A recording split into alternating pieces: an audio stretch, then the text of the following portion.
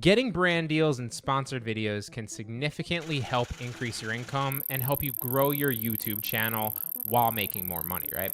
And while it's essential to have a decent following and engagement rate for better brand collaboration, even smaller channels can land deals if they have a dedicated and highly engaged audience. So here's things to do that you can get started very, very quickly with. First, you need to know where to look, right? So you can look within your niche, so you can contact companies within your niche directly by doing a little bit of research. A cold email can sometimes be surprisingly effective. However, you want to reach out on many different platforms, not just email. And that way you can figure out the easiest way to get in touch with the people who can make that decision. There's also influencer marketing platforms like FameBit, Grapevine, Aspire IQ, and a number of others that pop up almost daily, so try all of them. They help connect influencers with brands that are looking for promotion, and they help create a portfolio showcasing your past work and statistics to attract brands.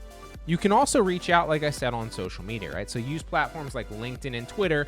Don't just stop at like Instagram, Facebook, TikTok, and others like that, right? You can use the ones that are more professional to reach out to these companies and get in front of somebody that, again, is going to be the decision maker for a brand deal. You want to make your interests known, and you don't want to hesitate to participate in industry-related discussions and demonstrate the value that you possess and the expertise that you have as a channel, and your following obviously trusts you with that. Now, if you do have agency representation, if you have a significant following, then a talent agent might be able to help you get more high-profile collaborations, but the majority of us don't have that, and so that's why you need to do the research yourself. You need to do the outreach yourself a lot of times while you're building that initial following.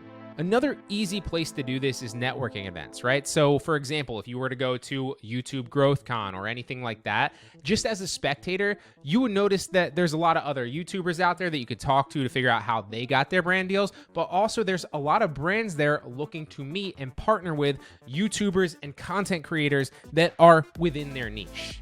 And it goes without saying, it seems like common sense, but previous collaborations are probably the best place to start. So if you've already done some sponsored content with anything, then consider reaching out again to see if that brand is interested in another go-round. They always say that it's tougher to sell a new customer than it is to sell a previous customer again, right? Well, the same concept here goes with somebody that you worked well with in the past, right? If you've done a good job, if they like the video that you produced and it got some sales, well, they're going to be more inclined to then go with you in the future and maybe just make some slight adjustments. You could also ask your audience as well, right? Because sometimes your audience can be a great resource for brands that they'd like to see you collaborate with, but also a great resource for software or programs they're using. And then you can obviously get that idea and reach out to that company. So test your audience, right? Ask them what services, what programs they'd like to see you cover or review.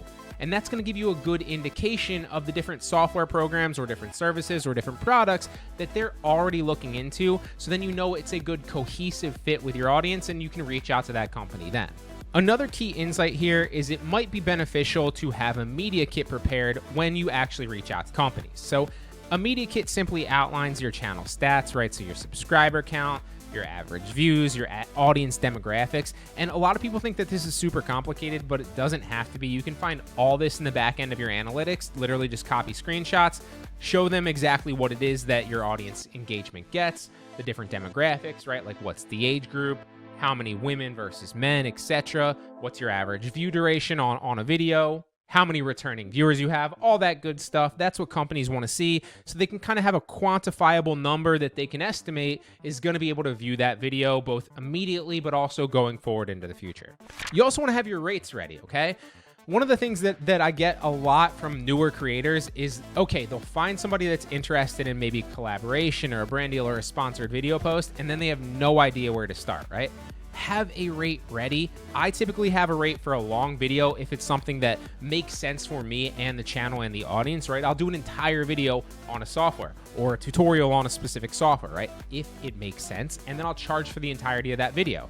However, oftentimes I'll just mention something as like a little segment in a video, and that is like a 30-second ad clip that you can charge for as well if somebody were to reach out to you. You can also say like, hey, I'm not going to make an entire video on this, but I'd love to mention it in a video that's related, so you know that the audience watching that is also interested in your software or your product or your service, and then just sell a little one. And that's a really good way to get introduced to brands, start working with them, But also, it's a really great way to get you some experience because you don't feel like you're charging thousands of dollars for a brand or a sponsored video when you don't really have a lot of experience. So get your feet wet with a little ad creative that's like 30 seconds. Play around with it. If you want like a good example of somebody that does this extremely well, check out How to Beast on YouTube. He's a fitness YouTuber. He always has like these really cool, innovative ways that he's kind of introducing new brands and new sponsors into the channel, and he makes it fun. He makes it exciting. So you can do things like that. It's a really good way to get your feet wet, and also you can charge a pretty penny for it as well, a few $100 depending on how big your channel is, to maybe even a few $1,000s if you have a bigger channel. And that's for a 30-second to a minute advertising slot within a related, keyword there, related video. And also, this should go without saying as well, but always have a contract in place to secure the terms of each party, right? Ideally, it would be a signed contract on both sides, but if not, if you're just getting into it, then have an invoice, send them an invoice with the expectations in the memo line of exactly the service that you're providing, exactly what you're going to do within the video, and exactly how you plan to mention them, right? That's really all you need from the get-go, but always have some sort of agreement in writing that you both can look to and say, hey, this is the terms of the agreement. You pay me X, I deliver you Y, and then we know that we're both done. And one of the most important points of this is sometimes people get caught up in brands and sponsorships and getting like partnerships where they can increase their income, right? However, you don't want to torpedo the trust of your audience. This is absolutely crucial. Never compromise the quality of your content, but never compromise the integrity of your channel and the integrity of the things that you're recommending just for a payday. Or I promise you, you're going to lose the trust of that audience, and you're going to torpedo your chance of any future brand deals in the future, because that audience is never going to trust what you say again. So do not take low quality products or services that you do not believe in and recommend them. Only work with companies, products, and services that you believe in, that you genuinely feel good about, and you would genuinely recommend to your brother, your sister, whatever, right? Only work with companies like that, right? It's ethical.